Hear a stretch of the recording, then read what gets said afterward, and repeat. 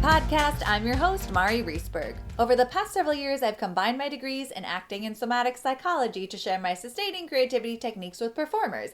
And now I've decided to share it with a bigger audience that includes you. I believe we are all creative, and this podcast is all about that. I'll be interviewing people from all backgrounds, ages, and creativity experiences to share just how creative we all are. Today, I'll be chatting with Naomi Vladeck, transformational life coach, speaker, and award-winning author. Please enjoy Naomi Vladeck.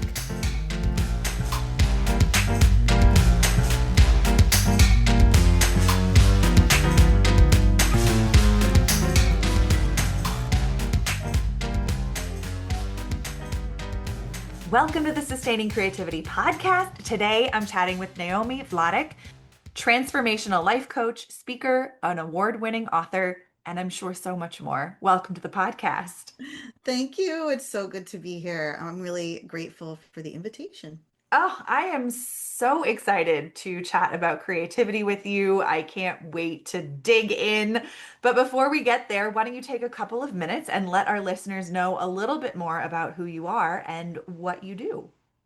Hi, awesome. Thank you. So, my name is Naomi Vladeck, and I am a creativity coach essentially. I work in the transformational change space. So, I focus on all our in between moments. And I was really a student of change and transition, especially after my husband passed away about 10 years ago. And I had two young kids, and I had already been coaching, but I went through a process of becoming a student of what happens in those in between times from a creative standpoint, because I had spent my life among creatives as an artist myself, but also in a family of artists and working in the arts for the entirety of my career. I was always particularly interested in how artists navigate the blank page, the empty space, the Mm. empty stage of their work, but also of their lives. And so that combined with COVID forced me to make another change about 5 years after my husband died, quit my job, sold my house, sent my first daughter to college, and wrote that book about braving creativity, artists who turn the scary, thrilling, messy path of change into courageous transformation. And I was able to talk about my signature coaching system in there, but more than anything, really derive straight from the artist stories themselves, morsels of wisdom and touch points that we can all use when we feel lost inside big change. I love that. I love Yeah, yeah. I mean, so many pieces that you just talked about, but I the know. navigating the blank page Mhm. and whether that's creatively life experience, things that throw us a curve, but also just, you know, talking about change and accepting change or rolling with the changes. That I'm so curious for you, what is that experience of accepting change or working with change? Yeah, I mean, there definitely is a process of letting go that is so much about acceptance. There's no question. I did not do that right away. I did not accept change. I definitely tried to double back, tried to cling to the past. A lot of that was unconscious in a way where I could see it because I was behaving in ways that were causing me more suffering. Mm. So, especially in the relational space, and I really, as in any creative process I go through, I'm a hand holder. So I immediately want to resource myself. Mhm. And so that's what I do inside those spaces. So in order Mm. to find acceptance, in order to move through the difficulty of not knowing what was going to come next and not even knowing who I was. So there's this whole identity meltdown and Mm. crisis during big change. And so I became a student of change. I remember driving to work one day, like grabbing the steering wheel and literally talking to the universe, like, please, please teach me how to do this.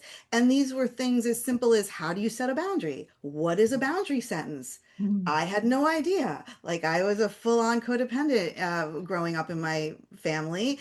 And so much of our what happens when there's a crack in our status quo is that the beliefs that we formed in childhood become apparent to us in stark, light. And so we need to learn new ways that we were never taught, and then acquire new beliefs based on proof of Mm. our effort to do new things. So I think that's what eventually led to a letting go, and an embracing of what I could create that was new for my life, Mm. bringing, obviously meaning from the past.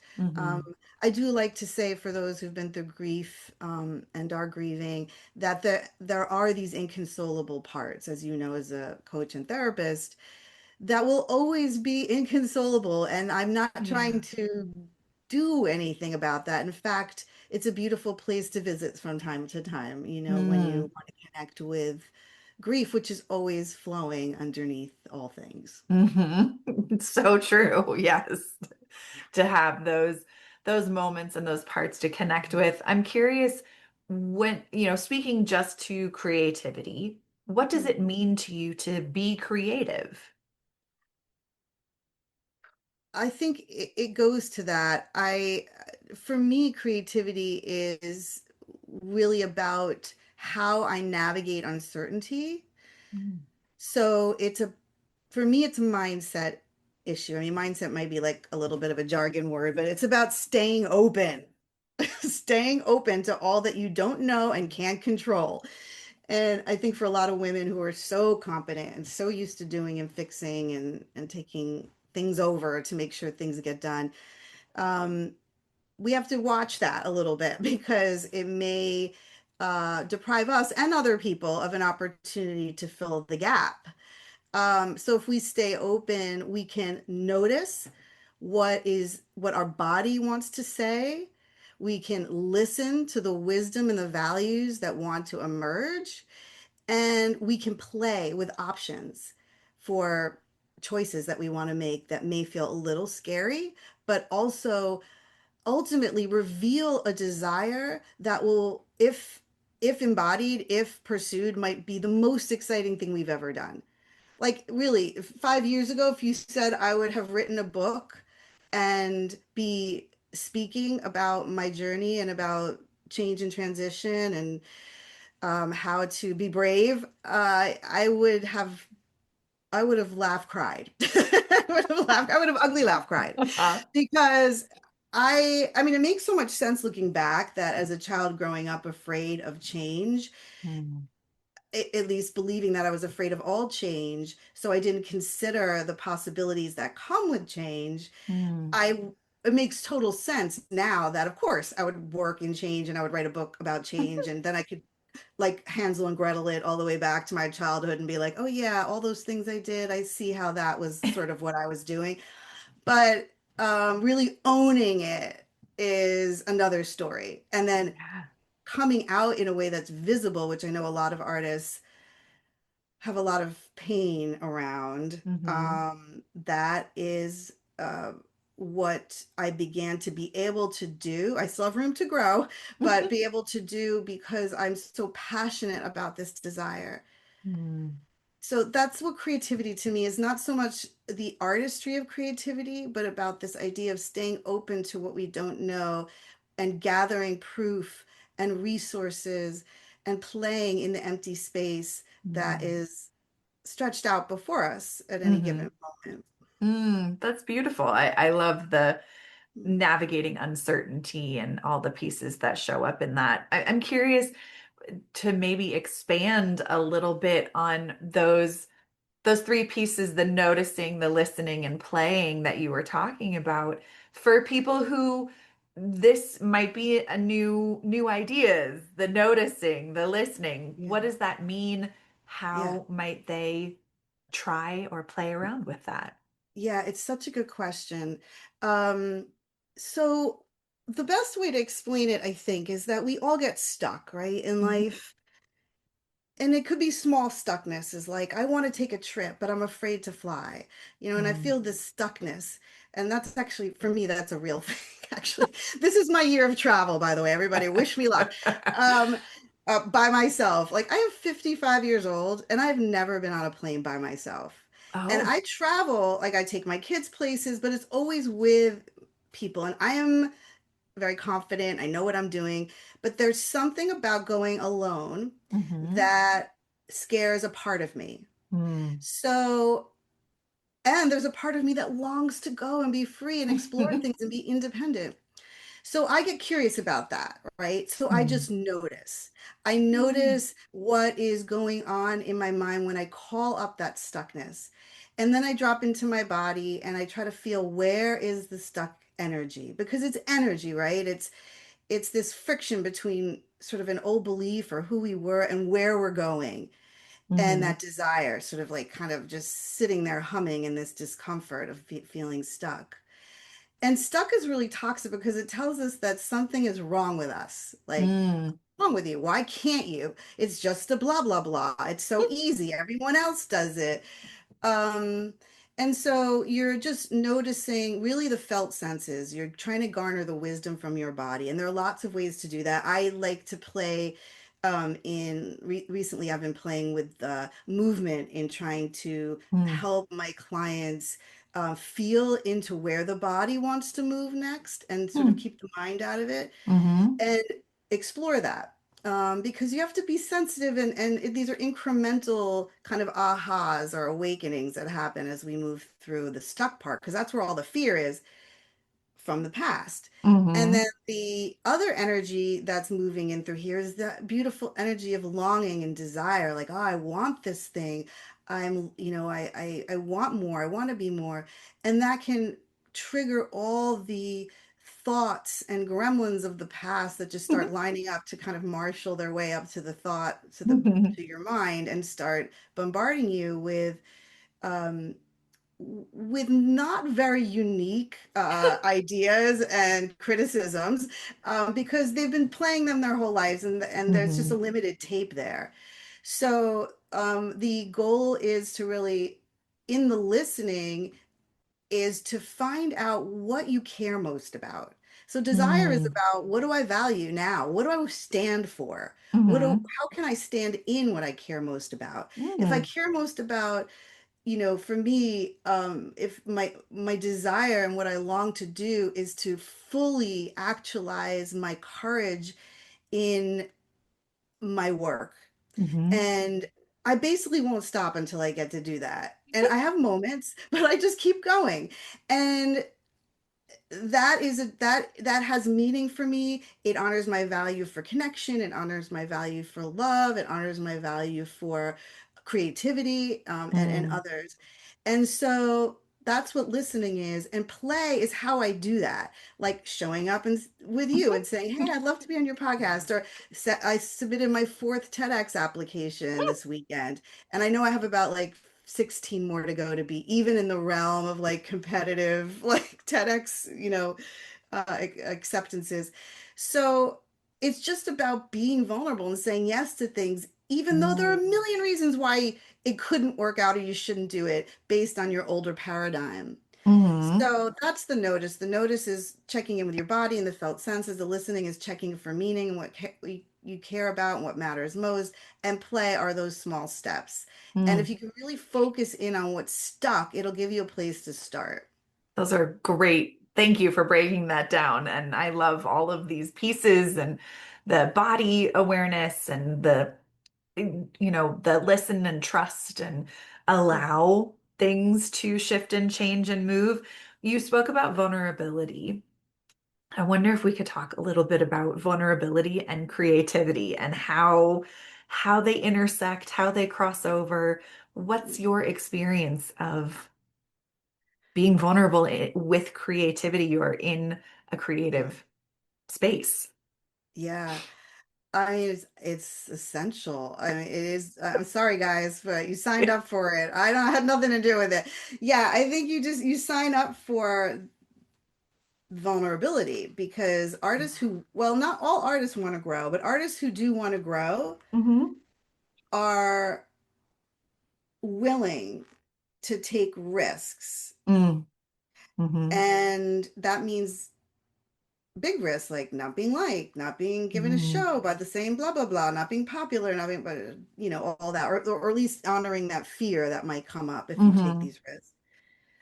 So I think vulnerability is critical if you want to grow, like period. mm, And I, I mean, different fear will arise when you're growing in mm-hmm, the way that you're growing your business as an artist, mm, then they might arise if you're painting a new body of work, or if mm-hmm, you're writing a new song and composition, or choreographing a dance, whatever it is, you're still going in there and you have that blank space and you don't know what you're going to do. It has to emerge, right? So you have to stay mm-hmm. open and let that emerge. And there's always the fear that nothing will come. So there's that. Um, Mm-hmm. and in the business place and in the growth space where I work with my artists, I don't coach them on making their work. I coach them on how to grow into the bigness that they want to be inside of their work, Mm, whatever that looks like for them. It's usually fears like fear of success, mm, fear of failure, mm-hmm. um, fear of not being enough, um, uh, fear of being too much, Sure. so fear of desire is actually a Mm, thing. So, and those are things because, as you very well know, um, fear is not, an Ivy League student. It's fear is drawing from the way back, mm-hmm.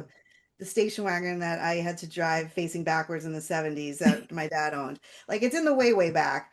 And it's drawing from family systems and social systems, economic systems, political, religious systems that grew us up. Mm-hmm. And so it's really important to shine a light on that.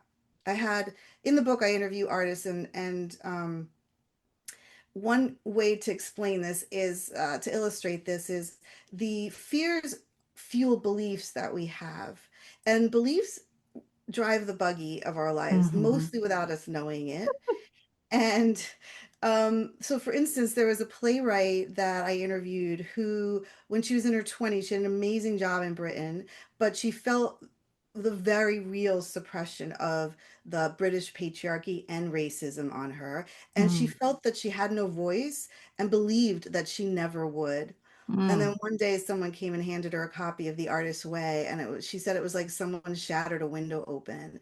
And then within a year, she had a scholarship to Harvard and wrote her first play. mm, And now she's, written for TV and cable and all and plays and all this stuff. mm-hmm. And Antoinette Wysocki was a painter whose painting hand was crushed when a car hit her head on, Mm, and her recovery was in jeopardy. She was struggling because she believed that asking for help was weak, and mm, that you can't ask for help. It's not, no one's trustworthy enough to help you. mm-hmm. And she had to change that belief, right? As Deepika did. And then she began to find new ways. And now actually she's had so many solo shows in the past year. I can't even keep up. I'm going to one this weekend. So, and she was able to really play with new styles of work. And I remember her saying that she invited her son into the studio with her so that she could Mm, know she was only playing when she first started back. mm, Um, then a final one that comes to mind is an actor who believed that she would never write again, that because of a rejection that she got to a writing class by an esteemed author. And mm, so she felt, I'm never going to fail. I believe that if I can't allow myself to fail mm-hmm. and be rejected. And so she never wrote again until a crisis blew up her life and she felt called, she noticed, she listened, she asked for Mm-hmm. help, and she wrote a one-woman play that is now touring the States. It's on Mm, cable. It's, yeah, so it was turned into a film. So these are things that you can't imagine will happen until Yeah. sometimes those big changes, whether it's a crisis like I experienced and many of you, our listeners have experienced, Hmm. but it also can be the change that you provoke because you Mm. just aren't you're done with the suffering that you're in currently. Hmm. And that's a big choice to make, but it asks for so much self vulnerability, not necessarily external vulnerability that comes later, but the first piece is being really vulnerable and honest with yourself, it Oh my sounds like. gosh, 100%. Yeah. Hmm. Yeah, I just the intersection of vulnerability and creativity is something that really interests me, and Mm. it's such a beautiful and scary space to be Yeah, in. it is. It's scary, thrilling, messy. Yeah. Yes. Oh my goodness. Yeah. Well, for you in your own life, it sounds like all of these people that you interviewed were finding ways to generate inspiration or seek inspiration, but where does your inspiration divine from? Yes. Ooh, I like the way you said that. Um, well, my inspiration has always divined from watching art. Mm, And particularly I came up in performance, so in watching performing arts. One good example of this is I had was such a good student in college, and I was very good at following like rules. I love structure. I was very good mhm, at that. And when I left college, I was completely lost. I thought, this mm, is insane. Like, how come transition is so hard? It was the first time I realized that there was something happening here that was yeah. unusual. I didn't expect to not know what to do next. And so I wound up helping a friend run a theater residency, and there was a Japanese uh, performing company that was performing a performance of Elektra entirely in Japanese, and they were Mm, all male performers. And I don't speak Japanese, and I was sitting in the back of the audience, and they performed their performance in this very rigorous style of Japanese theater training called the Suzuki Method. mhm, And at the end of the training, I couldn't leave the theater. I was crying. I had mm, something resonated between the stage and me mhm, that changed me. And I knew what I needed to do next. And before that day, I had no idea what to do with my life. mm. And that was sort of like the beginning of the journey that I've been on, which is, I studied Japanese theater. I was like the only one who didn't want to be an actor, but I had to do it because Yeah. I knew that I needed to be in this type of form, this physical form. Hmm. So artwork artists in the performing arts have always spoken to me, just the stage Mm, and the energy that resonates there. And then, of course, my personal story. My mom is an artist, but she's suffered her whole life from sort of not fully owning her own courage to create what she mm, wants to create, and feeling very helpless as a child because of that, and a lot of mhm, suffering, and kind of watching that happen. mm, Um, and I think too, my husband was a very creative and sweet man who um,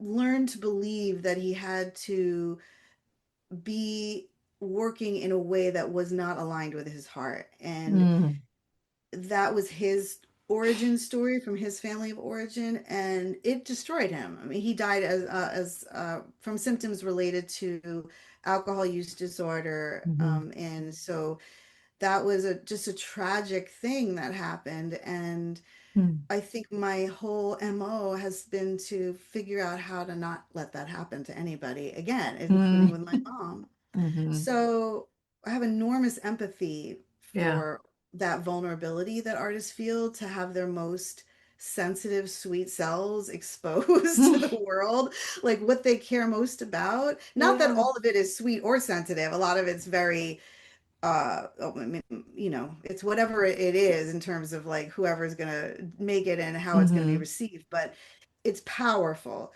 Yeah. and it, in the power of it, there are parts of us that will feel that Mm, it's dangerous, to Mm-hmm. create and say and make what we want to make.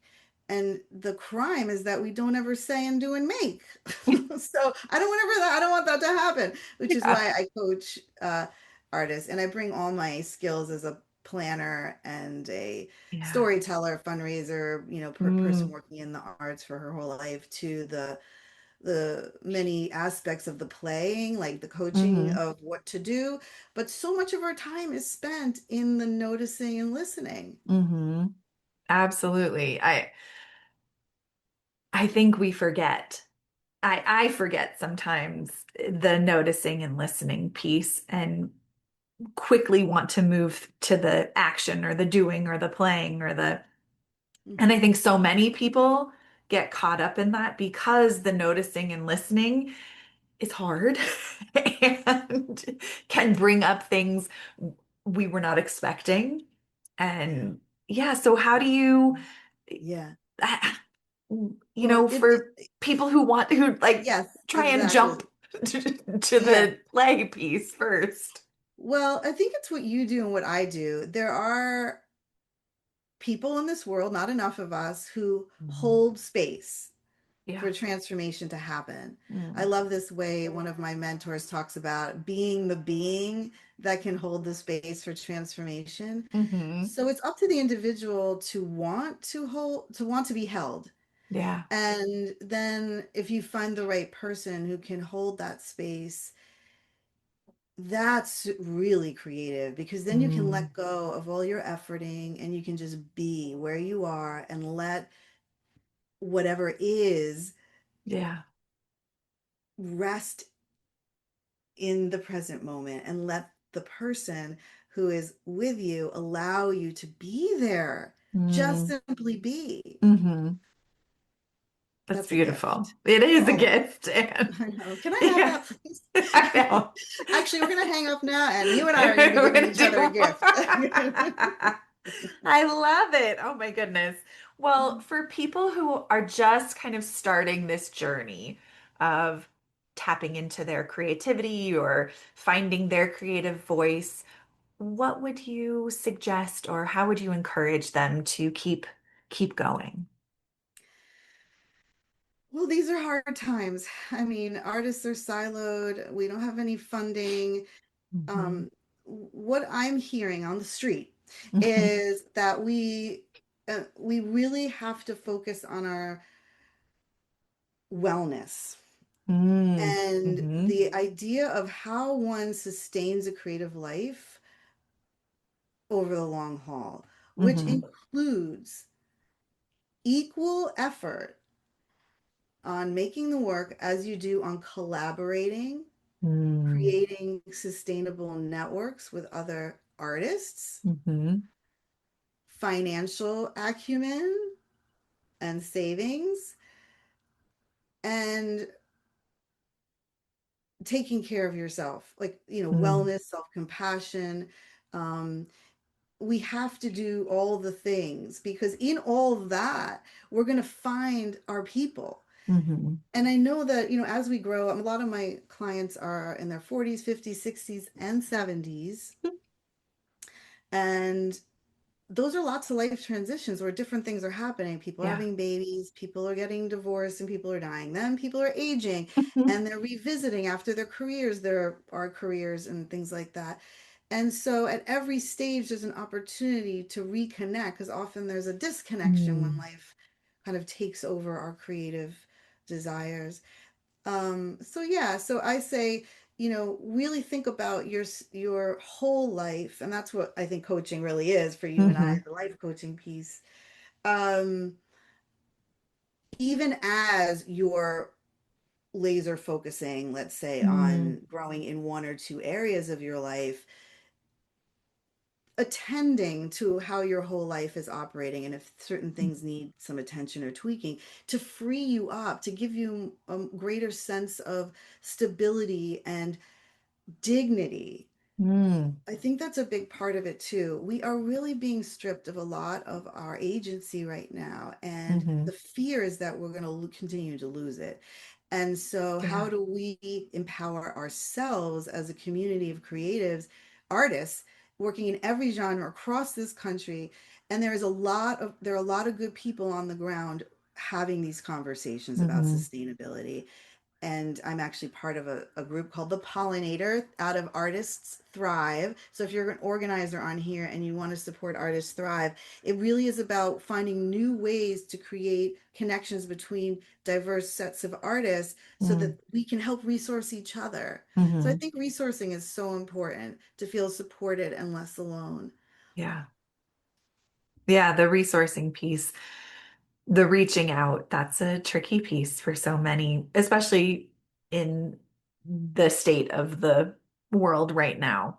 It Yeah, it lends itself to isolation, and we yeah. actually need to reach out and connect. And Yes. And yeah. there's a lot of opportunity out there for that. And um, you know, I'm always happy to chat with people to just set them up to feel less alone. So please, don't be Yes. shy. I don't want you to be alone. So if that's all I can do for you, that's great. But there's a lot. There's a lot of good work, good books. You Yeah. can get my book, which is will make you feel some accompaniment. But yeah, there's a lot. You aren't alone. Mm, You are inside of a process, yeah. and it is creative. So just know that you're not lost. It's Mm, wherever you are makes a lot of sense. yeah. And you can also find your next step forward. Thank you for that reminder. Yes, absolutely. Well, this has just been such a gift to chat with you today. I have one last question. What does it feel like in your body to be creative? Oh God, it's such a light. I Mm, mean, it make me think of I did my first keynote recently, mm, and it was my first one ever, and I hadn't ever understood exactly what that would do. But after I was done and saw the impact it had, I was just mm, my body feels free. It feels light. It feels mm, so light, but mhm. also like it's like levitating. And the thought that comes is like again, again. It feels like a little kid going again, Mm. again on a swing or something. Yeah, I love it. yeah. Well, thank you so much for sharing all these pieces. If people want to learn more about your work, your book, get in touch with you, how could they go about doing that? Well, it's really easy. Just visit me at my website, which is creativitymatterscoaching.com, and you can find all the things, the speaking, the coaching, the book, the various free things that I do. And you can find me on LinkedIn at LinkedIn Naomi Vladeck, Vladeck. And you can just Google Naomi Vladeck because I'm the only one out there, I think, in the whole world. So you'll find me. Perfect. Well, I will put links in show notes so people have very easy access. And thank you so much for taking the time to chat with me. This has been such a beautiful conversation. Thank you for having me.